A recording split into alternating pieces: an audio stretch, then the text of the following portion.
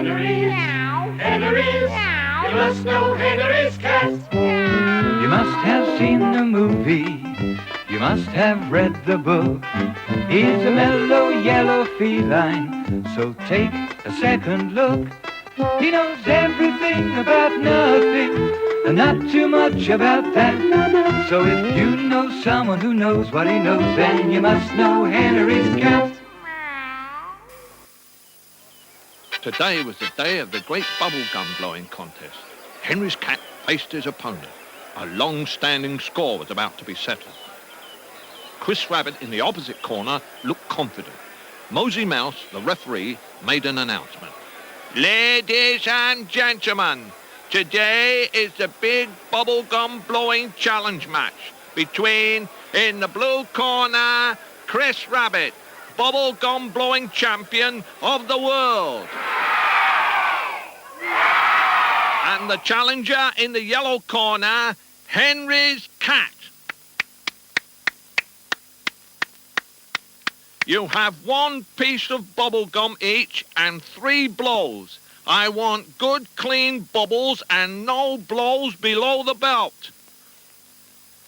Chris Rabbit and Henry's cat chewed very hard. Then they came out of their corners and blew.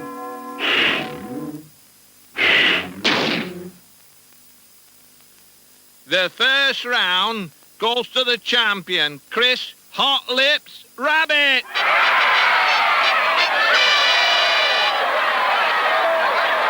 Henry's cat lost the first round. He chewed his gum slowly and deliberately. He had a plan. When Chris Rabbit started to blow, Henry's cat pretended he was about to sneeze. Of course, Chris Rabbit stopped blowing when he saw this. Henry's cat quickly blew a very big bubble indeed and took the second round.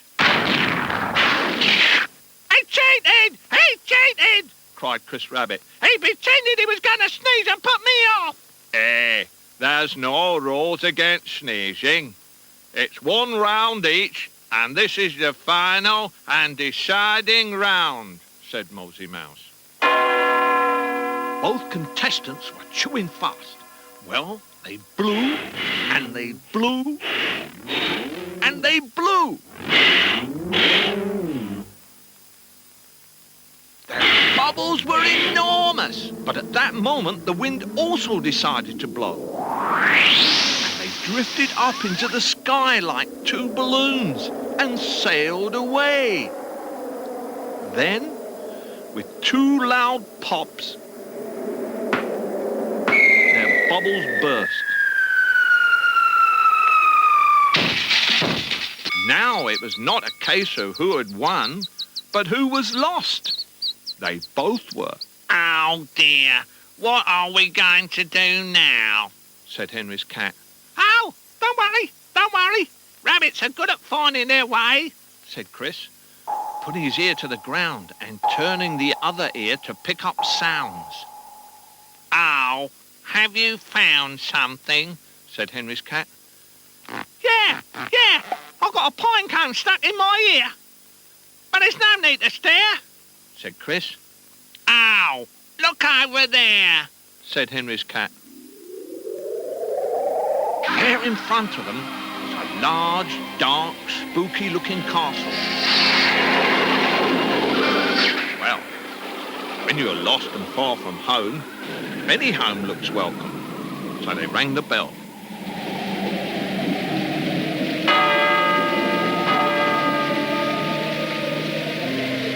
Ow, said Henry's cat. Let's come back some other time. But then the door slowly opened. Wondering what to do next when the door slammed behind them. It was very creepy. They heard footsteps approaching.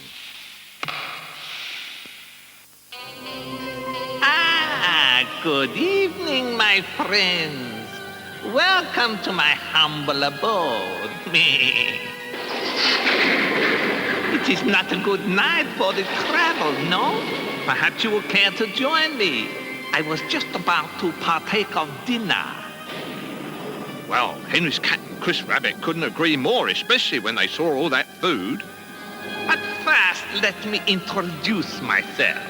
I am the Count Rambaba of Paranoia. It is sometimes lonely in this great castle, so please to be my guest for the night, huh?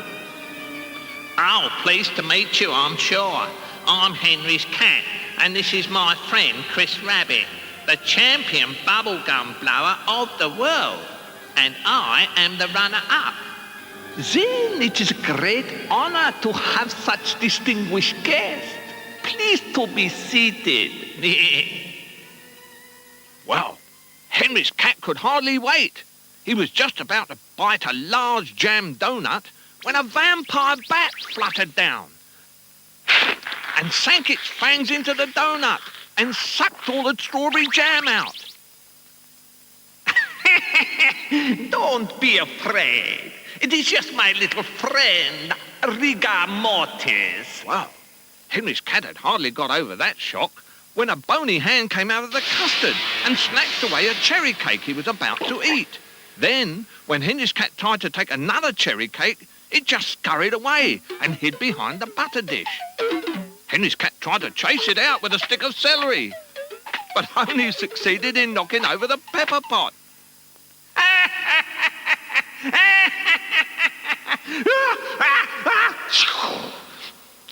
I think we have had enough amusement for one evening, my friends. Allow me to conduct you to your bedroom. The bed was a welcome sight, but the room was old and musty and hadn't been slept in for years. They hoped they would soon fall asleep. Oh, I know, said Henry's cat. Let's have a sleep race and see who drops off quickest. 1, 2, 3, go. But sleep was out of the question. They seemed to see lots of horrible faces floating around in the dark. Oh, dear, said Henry's cat. I think this castle is haunted. What shall we do? Oh, I know, said Chris Rabbit. Let's hide under the sheets. But in the dark, Chris Rabbit fell out of bed and got all tangled up in the sheet. Henry's cat poked his head out to see where Chris had gone, just as Chris stood up. Ah! Well, Henry's cat made for the door. The wrong door, as it happened. Henry's cat rubbed his head. At least the ghost had gone. But his relief was short-lived. He found himself in a room full of strange machinery and Count Rambaba. Hello, my little yellow friend. You are up early for breakfast. May I be allowed to entertain you for a short while? Please be seated while I fix you a little drink, huh? Henry's cat was still dazed from his fall. He couldn't think straight. He sat down in the chair. As quick as a flash, the Count pressed a button, and Henry's cat was secured so that he couldn't move. Well, curiosity killed the cat, as they say. You will now see why I have the castle deep in the forest, away from the prying eyes, eh? You have come just in time for the great experiment. But forgive me, I almost forgot. I offered you a little drink. There, my friend. Has that made you feel better? But Henry's cat felt far from better.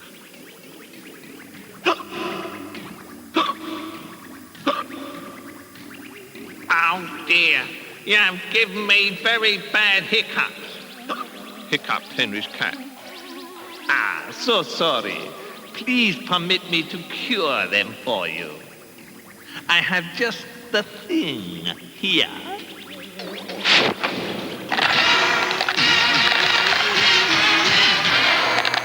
Well, Henry's cat got such a fright it immediately cured his hiccups.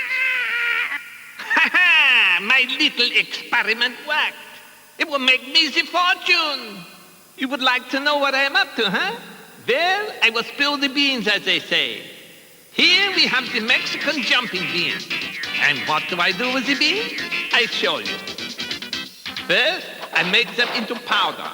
Then I boil the water so the powder goes around and around and it comes out here. And here we have the bean juice. And beans means money.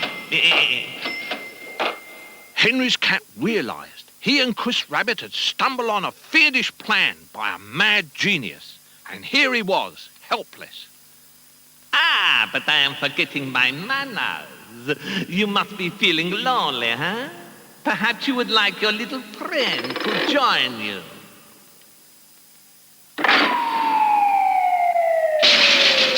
Here! What's going on? What's going on? Cried Chris Rabbit. Ha ha, my little furry friend. You are about to find out. Here is a little drink for you. Henry's cat saw what was about to happen and shouted, Ow! Don't drink it, Chris. Don't drink it. If you do not drink it, I will have to do something unpleasant to your friend. And you would not like that, huh? But Chris Rabbit was not called Hot Lips for nothing. He had been chewing some bubble gum to keep his nerves steady. He quickly blew a very large bubble.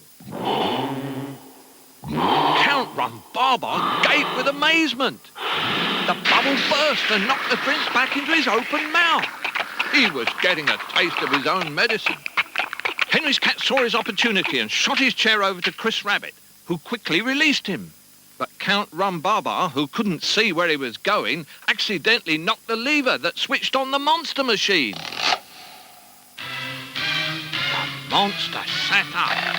It was not in a very good mood. It had been programmed to frighten people with hiccups. So when it saw Count Rumbarbar with hiccups, it knew what it had to do. The monster shook the Count so hard, his keys fell out. Henry's cat snatched them and released Chris Rabbit. Of course, the monster soon frightened the hiccups out of Count Rumbarbar and put him in the rubbish bin. Then he went off to look for more hiccuping people. Henry's cat and Chris Rabbit put Count Rumbarbar in his own cage. I suppose we could say he was out for the count, said Henry's cat. Here, come and have a look at this lot over here, said Chris Rabbit. They found lots of food and drink made from jumping beans. They also unearthed the secret plans of the evil Count. Everybody knows that fright will cure hiccups. He intended to sell so much hiccup food that everyone would get hiccups.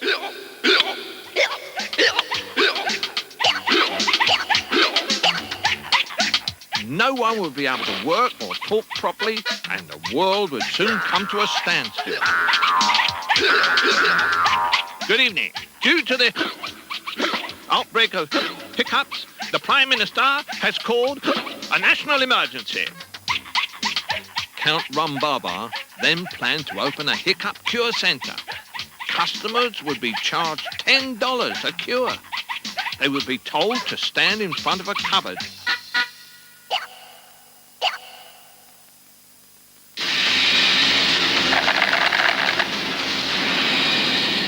The patient would be cured of hiccups instantly, and Count Rumbarbar would become rich and famous.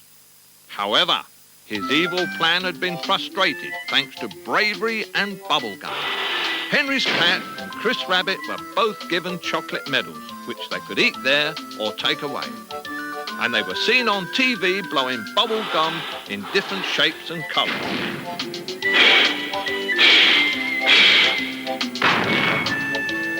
Count Rumbarbar was sent to jail for life again, and that included lunch breaks and holidays.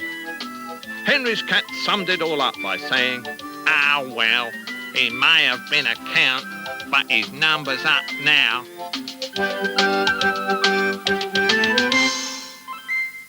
Henry's, Henry's, you must know Henry's cat. You must have seen the movie, you must have read the book.